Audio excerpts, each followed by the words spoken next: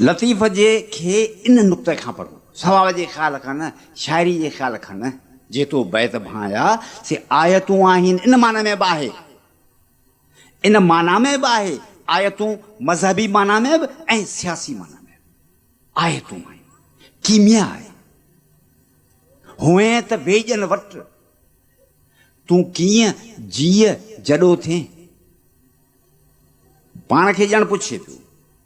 सिंधी माण्हू हुए ते वेजन वटि, वेज लती वेठो आहे, हुए ते वेजन वटि, लती वेज साम्हूं आहे, रुगो दुआ न सेखारे थो मुर्सी उथी बीहण, साबित कदम रहण, तोड़ ताईं पहचण, मिलिया त मिलंदियास न त घोरी जान जतन तां।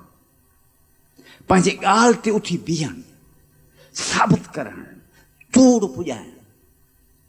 ताणी न मथे तोड़ ओरे कन्ना असर, ताण तोड़ ॾे तोड़ीनि, हिकिड़ा अज़ीम मक़सद खणनि, उन्हनि जे पुठियां हलणु, तोड़ करणु, आख़िरी दम ताईं हलणु। ऐं ईअं न चवणु त मूंसां ज़ुल्म थियो। हू शेर तव्हांखे पढ़ी ॿुधाइनि, पणीअ तां न पढ़े जो उमिरि सभु ईअं करे, जे इन जदोजहद जी क़ीमत एॾी ॻरी आहे जो सॼी ज़िंदगी तव्हीं वक़फ़ कयो। तव्हां 3-4 साल ॾिना, अखियुनि में पटको घोड़ा ॾियां फुरिजी हलियो।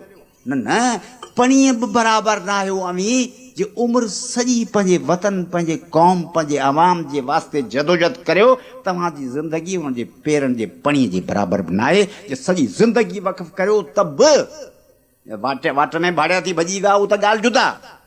पर जे आख़िरी दम ताईं लड़ो त बि अव्हांजे औलाद खे न खपे त चए त असांजे माण्हूअ वॾी क़ुर्बानी कई। न, पणीअ तां न पढ़े जो उमिरि सभु ईअं करे।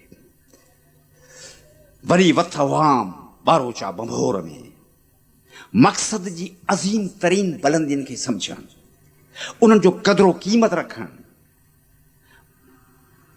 ईअं सम्झणु त हीउ जेको मक़सदु आहे सो केॾो आहे, केॾो अज़ीम आहे, केॾो बुलंद आहे, उनजो पूरो पूरो अहसासु करणु।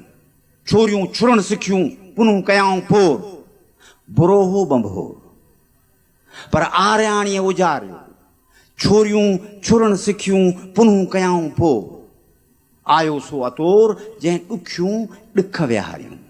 ॾुखियनि जो ॾुख घटाइणो नाहे, ॾुखियनि खे सिज ते विहारणो। ॾुखियनि खे सिज ते विहारण जी माना जेकॾहिं तव्हां अॼोके इडियम में सम्झो, इनकलाब इन खे त चइबो आहे। जेके ॾुखियूं हुजनि तिन खे रुगो घटि ॾुखियो न करणु, इहो त रहम आहे, इहो त ख़ैरात आहे। ॾुखियनि खे घटि ॾुखियो करणो न आहे, ॾुखियनि खे खणी सिज ते विहारणो आहे। ऐं जेके सिज ते वेठा आहिनि तंहिंखे चोटी मंझंदि हेठि विहारणो आहे। ॾुखियूं ॾुख विहारियूं। उर्दू वारे चयो आहे, बुझे बुझे से पढ़े थे जो रह गुज़ारों पर, बुझे बुझे से पढ़े थे जो रह गुज़ारों पर, बना दिया उन्हीं ज़र्रों को कहकशां तूने।